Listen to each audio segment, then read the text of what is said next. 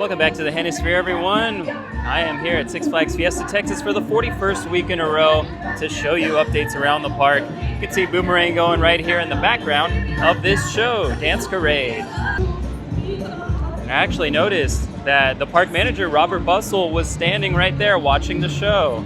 So just like Jeffrey Siebert, before him, Robert Bustle is here walking the park almost every single day. We actually have some updates to this construction area. Unfortunately, they're not over here where you want them to be. If I go down here a little further, what's missing? Something's missing. There's no more fun under construction sign. It's all gone. Instead, they have added some rope to the post of this sign, the new billboard. And I know some of y'all were quick to point out that there was a typo on the sign, so they have corrected it, it appears. It is Y''ALL, not YA''LL. Good job, Six Flags. And looking at the sign, nothing else has changed. But of course, you know me, I have more theories. Good on you, Six Flags, for reading those comments about the little typo and fixing it. Now, we're gonna do something every week now that I'm here. I'm gonna make sure I at least take a picture of this view right here, just to show you guys how it's gonna change.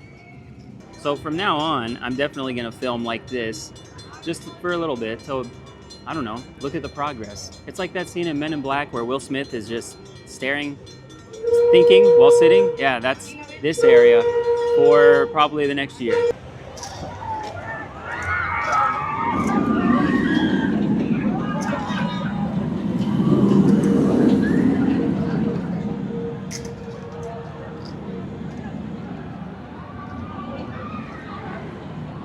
Now, it wouldn't be a proper Six Flags Fiesta Texas update without me explaining my theory and even giving you another theory to chew on. So I'm gonna go over to an area where I kind of theorize something may be happening, and I'm gonna explain why I think maybe the coaster is gonna go out of the construction area past Dr. Diabolical's cliffhanger.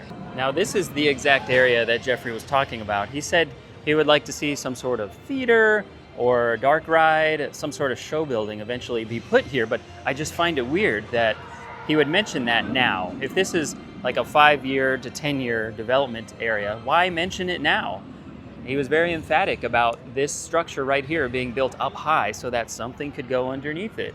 I would love to see the coaster travel from right over there, either above ground or underground, and pop up over here, right by the waterfalls, because this is the view that everyone loves. And he said the views matter with the ride that is getting put in. It's going to take advantage of the best views.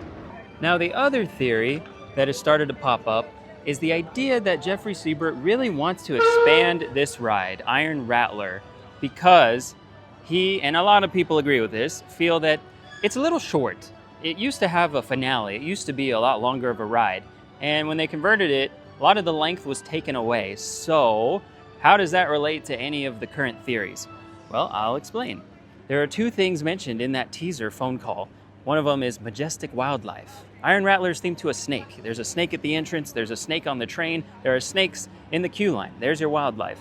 But also that clue about something sliding in or slide on by soon.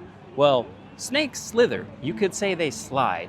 So that's all I'm gonna say about that. But it has been documented that Jeffrey Siebert kind of agrees with people that Iron Rattler should have its finale return, or the ride should be expanded on at some point, maybe.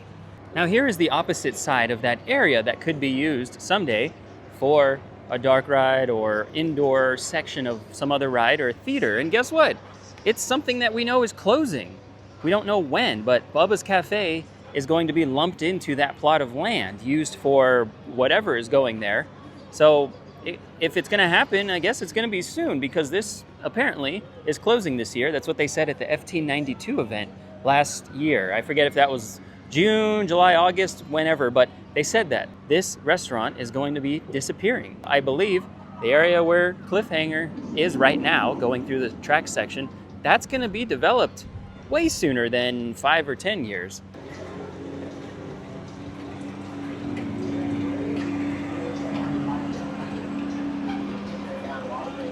Now, this area right here is where, as I get cut off by Miss Kitty, some things never change. But this area is where a lot of people questioned me last week because they were like, has that shack always been there? Yes, guys. The shack that you're going to see right now has always been there. It's just kind of hidden. And last week, I got a pretty good view of it. And I don't know if that's because I was just trying to find it or if anything has been cleared here. If stuff is, in fact, being cleared right here, which I can't tell, I don't think anything is, but it would make sense because it's directly in line with Bubba's, that dark ride potentially area, and then the big construction site back there. And if you drew a line from here all the way back to the construction area on top of the hill, you definitely get 130,000 square feet. But I'm just showing you guys some more of that shack because I didn't show it for very long. But this area was changed last year. I documented it as soon as they started planting these new plants and clearing this area. I thought, what is this for? It's like they're gonna put a sign here or something. But they didn't do too much with it last year. I was kind of surprised. So maybe this year we see them use this piece of land. Up here, nice and close to the waterfalls, gives you the best view of whatever that shack is. And I don't even know what it's used for. I just know it's there. It'd be really cool if there was like some elevator or something to the top of the wall. I know there's not, but don't know what it's for. Well, there's not too much to report from around the park in Rockville and DC Universe. I see a lot of rides are operating right now, but they have changed some of the food offering locations. So there's 3 things here now. One of those, I believe, was over by Spasberg. They moved it. These ones over here have not changed. And I believe the alligator bites are still in the same area. Yes, they have kept that there. But another thing I want to talk to you guys about is the questions that I get. Obviously, the number one question I get is it packed? Today, it is not packed, but that doesn't mean it's going to stay that way because it's early in the day. But the second question I get the most often is, how do I access my benefits? Because I want to know if I can bring a friend for free. So that's unfortunately not available on the app. You have to go online. So the link, I'll put the link on the screen right here. You have to go here preferably on a computer, like a desktop. I haven't tried it on my phone too much. I tried it once, but I have more luck doing it on a desktop. And you can navigate this webpage. The thing that I found out is that there is one link on there that does not work. So I'll put it on the screen right now. Do not click this because this will just give you an error. Instead, you need to click the option above it and you can access your payment method and change your payment method if you need to. It's just, I don't know. I found out the hard way. I tried a couple things, nothing worked. I kept getting an error. And then I could finally access stuff. Wow, the line for Batman is very healthy right now. So yeah, hopefully that helps. You should be able to see your benefits on that link. No way. I hope they follow me on TikTok. Hello. So Nola Drinks is still here, but Canal Street Grill, or Canal Street Snacks, I mean, the menu's still here, so it looks like they're serving that still, but the little kiosk is gone. They moved it to where I just showed you over in Rockville. Should come as no surprise. I'm gonna go get some hand-breaded chicken tendies at Sangerfest Hall, and I'm rocking the merch.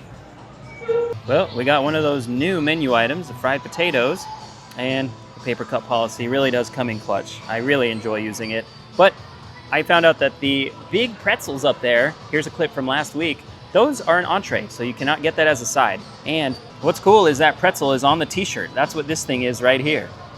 But yeah, let's dig in.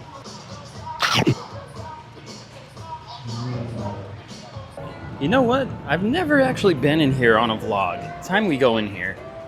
Now, I am someone that absolutely has a need for speed, so these games right here are up my alley. I'm probably going to play these in the future. And I'm probably going to go to Codaland at some point soon.